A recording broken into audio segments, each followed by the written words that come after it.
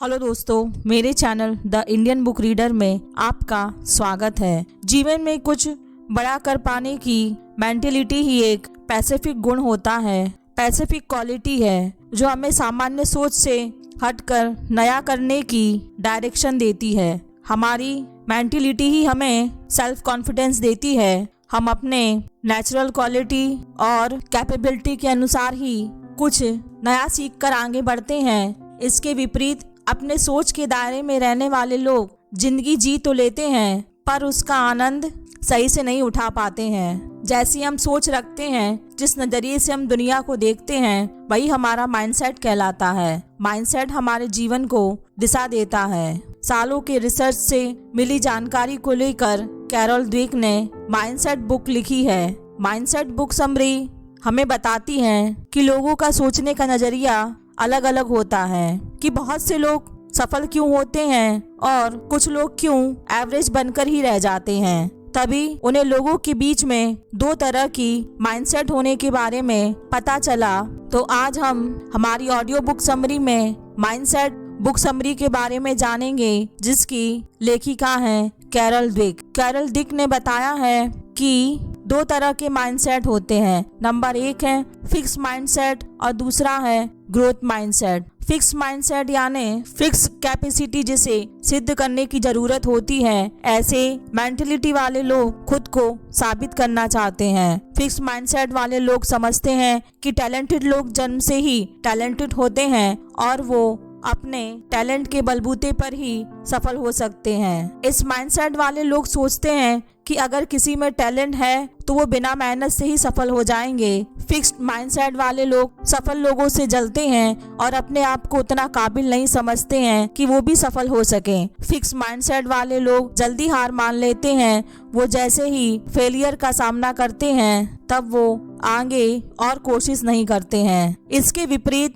Growth mindset वाले लोग variable capacity, जिसे सीखने की चैलेंज के तौर पर विकसित किया जा सकता है। ग्रोथ माइंडसेट वाले लोग ये जानते हैं कि सिर्फ टैलेंट होने से सफलता नहीं मिलती है, अगर सही दिशा में लगातार मेहनत की जाए तो जरूर सफल होंगे। ग्रोथ माइंडसेट वाले लोग जानते हैं कि हालात चाहे जो भी हो, मेहनत और सच्ची लगन से कुछ भी हासिल किया जा सकता है। वो अन्य सफल लोगों से जलते नहीं हैं, बल्कि उनसे इंस्पिरेशन लेते हैं और उन्हें अनुसरण करते हुए आगे बढ़ते हैं। ग्रोथ माइंडसेट वाले लोग हार से नहीं डरते हैं। वो फेलियर को एक लर्निंग की तरह देखते हैं और बार बार कोशिश करते हैं जब तक कि वो सफल नहीं हो जाते हैं। डेवलप मेंटेलिटी वाले लोग सिर्फ चुनौती नहीं जानते हैं, वे इस पर कामयाब होते हैं। जितनी बड़ी चुनौती उतने ही बड़े वो होते हैं। Mindset on relationship and love. किसी भी रिश्ते में 50% कंट्रोल अपने हाथों में होता है।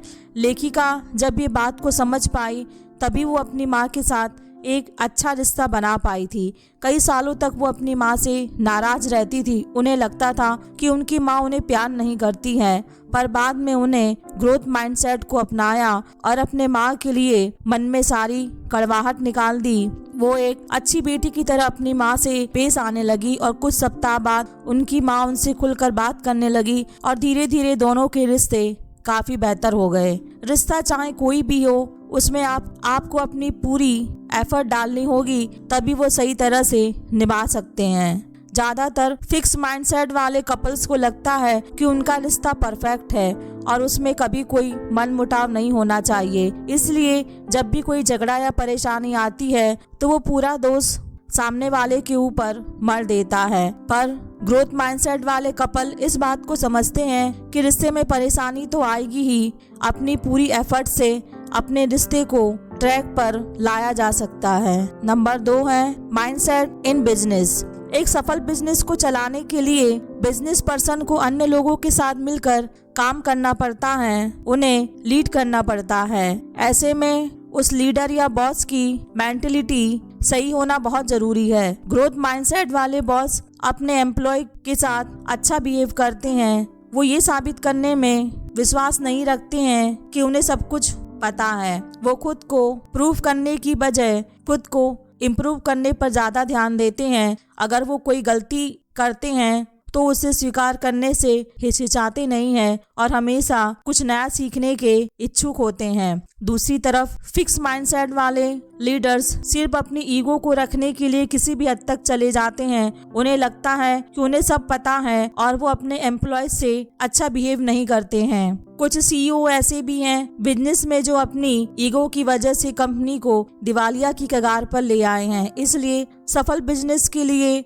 ग्रोथ माइंडसेट अपनाना बहुत जरूरी है, क्योंकि वक्त के साथ मार्केट रिक्वायरमेंट बदलती है और मार्केट में बने रहने के लिए हमेशा कुछ नया सीखते रहना बहुत जरूरी है और अपने एम्प्लॉय के साथ तालमेल बनाए रखना और उनके सजेशन को सुनना भी फायदेमंद होता है। नंबर 3 है बच्चों पे माता पिता का माइंडसेट का क्या इफेक्ट पड़ता है। बचपन से ही बच्चों का माइंडसेट बनना शुरू हो जाता है। वो ग्रोथ माइंडसेट के साथ जन्म लेते हैं। इसके बाद वो अपने आसपास के लोग और माहौल से प्रभावित होते हैं, जिससे उनकी मेंटलिटी बदल जाती है। उन लोगों के और माहौल में माता पिता का इम्पोर्टेंट रोल होता है। उनका बिहेवियर ही बच्चों को आगे चलकर फिक्स माइंडसेट वाले इंसान बनाएगा या ग्रोथ माइंडसेट वाला इंसान बनेगा, इस पर डिपेंड करता है। ग्रोथ माइंडसेट वाले माँ बाप अपने बच्चों को सिखाने के लिए इंस्पायर करते हैं, पर दूसरी तरफ फिक्स माइंडसेट वाले माता पिता अपने बच्चों को हर चीज के लिए जज करते हैं। पेरेंट्स की बातें, हर एक बिहेवियर अपने बच्चों तक एक मैसेज पहुंचाता है।